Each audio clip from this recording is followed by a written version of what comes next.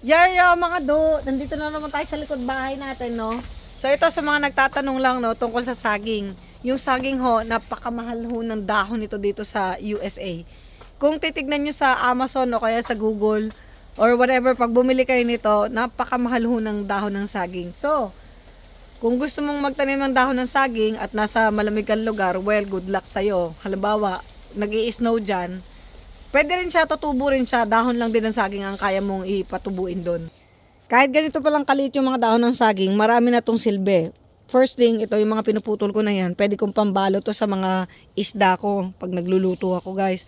O kaya, yung ganito namang kaliit, halimbawa sobrang dami mo naman, ito tatanggalin natin to kasi kapag pinatubo ng, tama, ang dami nito, ilan yung anak niya dito. Yung anak niya na yan, pag pinatubo mo ng pinatubo yan, wala dyan mamumunga kasi mag-aagawan sila. Papakita ko lang sa inyo yung iba kong saging, no, tulad nito. Bago pa to guys lumaki, pakita ko lang sa inyo. Meron na siyang bunga, yun oh. Bago pa to lumaki guys, ito napabayaan ko na to kasi winter na eh. Ang daming beses kong pinutulan yung mga anak-anak nito, no. Talagang pinutol ko siya ng pinutol kasi nga nanganganak siya na nanganganak eh. Hindi ito magbubunga pag pinabayaan nyo siya. Yung gantong klase ng saging, ito yung sinabi ko sa una kong vlog, saging to ng Florida. Anak to ng anak, ang tagal nito bago mamunga kasi nag-aagawan sila sa sustansya dahil nga wala nga ho ditong lupa. Puro ho to compost, ayun siya oh. Kung nakita nyo yung mga dati kong video, yung kahapon din na video ko, na yung mga, ito nga, pakita na lang natin dito, no. Ito, mga karton-karton, tinatabon-tabon na, lahat yan, tissue yan guys, so ayan oh, mga nabubulok na bagay. Tabon-tabunan mo lang siya ng ng tawag dito, ng lupa. Tapos, meron tayong nakuhang manure ng kabayo dun sa kaibigan ko.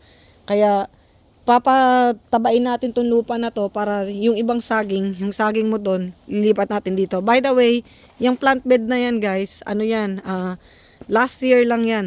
1 year pa lang to. Wala pa tong 1 year tong plant bed na to. Pero grabe yung tubo ng mga halaman dyan. Oh. Salo-salo na sila. Yung papaya, yung saging, halo-halo, may tubo. Bahala siya sa buhay niya. Anong silbi nitong mga to? Itong mga karton. Malaki ho silbi ng karton kasi ito na to, itong kulay itim, maganda rin sana to. Nga lang ang mahal din. Ngayon kung puro ka naman plastic, okay din sana. Pero mahal din ho to. Mas mahal naman to kasi pinaka nabibili talagang pang farm to. Tinry ko lang, medyo mahal siya. Kung mahaba yung lupa mo, edi malaki rin ang gastos mo. Hindi naman tayo commercial farming dito. Pansarili lang, no? So, ang gagawin ko muna, lagyan mo muna ng karton kasi habang natutunaw yung karton sa ilalim ng lupa, pataba din siya. Tulad dito, yung mga karton sa trabaho ko, nilalagay ko dyan. Kasi ganyan din ho ang ginawa ko dito sa saging na to. Ngayon, yung saging na to, itong mataas na to, may tendency na itong mamunga kasi mga 1 year to bago mamunga.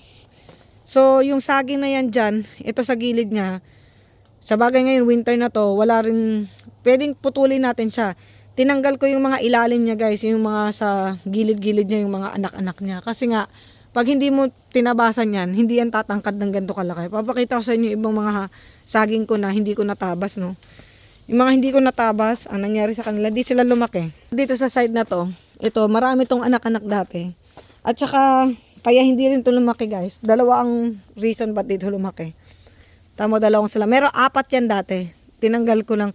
Ito, nakakalimutan ko lang to. Pero tignan nyo, magkasing height lang silang dalawa. Hindi sila lumaki, ang papayat nila. Tignan mo naman, papayat. Samantalang yung age nito at yung age nung saging na yan, mas matanda ho itong saging na to. Kumpara dun sa saging na yon.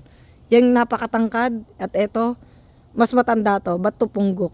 Parehas lang sila ng lahi. Itong mga saging na to, kinuha ko lang din siya doon. Anong pagkakaiba ho? Sa lupa. Yung lupa nito, konti ang basura. Hindi ko to nalalagyan ng mga baso-basura katulad ng mga ganun, no? Yun know, yung mga tapon-tapon. Hindi ko ito natatapunan kasi dito ako nakalagay yung unang nakatanim dito kasi ngayon winter na. Unang nakatanim dyan kamote. Ayun, tignan mo, natanggal na oh. Meron tayong patatas doon itatanim natin. So, hindi ko to nalalagyan ng basura. Nangyari, ang punggok niya. Ang liit niya. Kaya, yan siya. Ito yung katabi niya, pakita ko lang Yung katabi niya, ayun oh. Ang tangkad din oh. Ito, nalalagyan ko to ng basura. Yung side na yun. Doon ko rin tinatabon yung mga iba kong mga baso-basura. Kaya tignan mo, tangkad din ng saging. Pwede rin ito mamunga pag nag-springtime na. So ngayon, dahil malamig, wag mo munang putulin yan. Kasi pag once na uminit, Itong saging na to, matured na siya. Yung saging na yan, matured na ho yan. So, mamumunga na yan. So, wag muna natin putulin kasi this year, hindi masyadong lumamig. May tendency na mamunga na to. Na-reach niya yung maturity age niya. So, mamumunga yan. At least kahit papaano, makatikim ka ng puso ng saging, masarap na rin yun, no? 'Di ba? So, yun lang po, mga do. So, kung nahihirapan ka magtanim, if I were you, yung mga baso-basura mo sa kung di siya lumaki, at di man siya mamunga, yung dahon niya malaki ang silbi. Kasi yung iba niyang dahon na tuyo na yan ang pinang-base ko sa mga halaman ko, mga paso-paso, kasi maganda yung fertilizer. So, ang gawin mo, yung mga basura mo, imbis na itapon mo sa garbage, ilagay mo na lang sa lupa. Same thing, katulad ng ginawa ko dito, ganyan. Kahit lagyan mo ng saging dito guys, dito may tanim yung saging. Yung saging walang selan, mabubuhay siya. Pero kapag yung mga gulay-gulay, pag tinaniman mo ng ganyan may basura, mamamatay sila. Pero ibang klase ang saging. Ang saging, kaya niyan tunawin yung basura. Yan ang magandang panunaw ng basura.